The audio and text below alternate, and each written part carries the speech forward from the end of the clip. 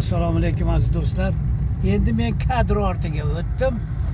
Endi hozir haydovchimiz o'zini tanishtirib, ismini aytsa bo'ladi.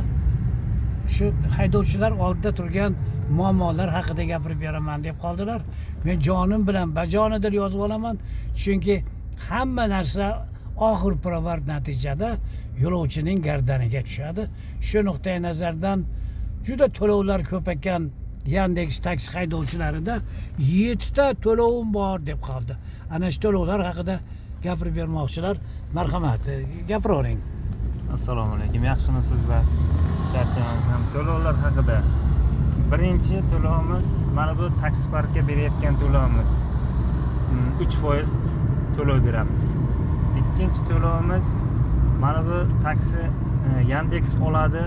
Bizlardan 14.6dan 16.6gacha foizda oladi o'sha oralikda. Eng maksimal darajasi 16.6. Xo'p, bundan tashqari qo'shimcha qiymat solig'i, ya'ni aylanma soliq. Bunga 4% to'layapmiz.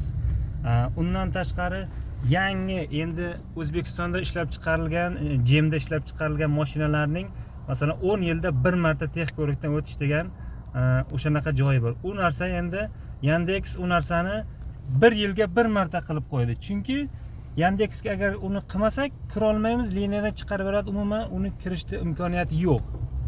Xo'p, yana bitta narsa chiqardi. Oson degan narsami, shunaqa nomi.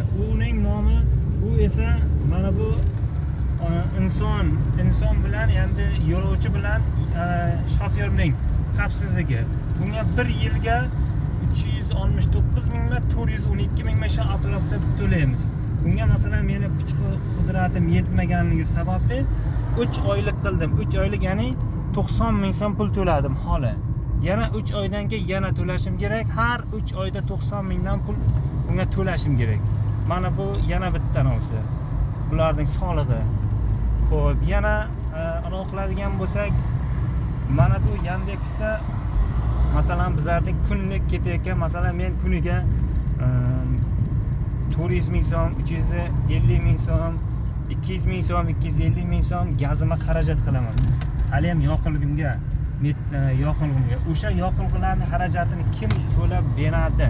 Masalan, hamma yoqdan ular soliq olaversa, soliq qo'yaversa, bizlar kimni ro'zg'orda boqishimiz kerakmi? Nima qilishimiz kerak? Oila bor bu yog'i kvartira, kreditlar, uylar deganda muammolar ko'p. Ular har tomondan soliq tashab bersa bizlarga, unga jabr kim? Jabr yo'lovchilar bilan shofyorlar oladi. Narx qimmatlashadi. Yana bu yerda muammo, ertalab 1,5 soatmi, 2 soat qimmat, boshqa mahal choy puliga yuramiz. To soat 5 gacha, 4:30 gacha choy. 4:30dan keyin esa yana o'sha soati 7 gacha, 6:30 gacha yana qimmat. Ya o'sha narsani bir xil, masalan 15 kilometrga qimmat mahali 60 ming, 70 ming olib boramiz. Arzon mahali 15 kilometrga 35 ming, 38 ming chiqaradi. Ya o'shani bir xil minimal 50 ming, 45 ming yo 55 ming atrofida ushlab qo'yish kerak-da.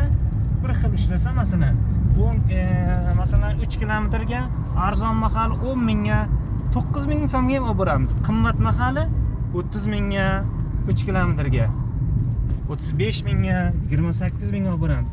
Bu narsalarni ham normal, masalan 3 kilometrga 25 ming, 20 ming, 15 ming ushlab qo'yish kerak. Normal ishlash kerak tempda.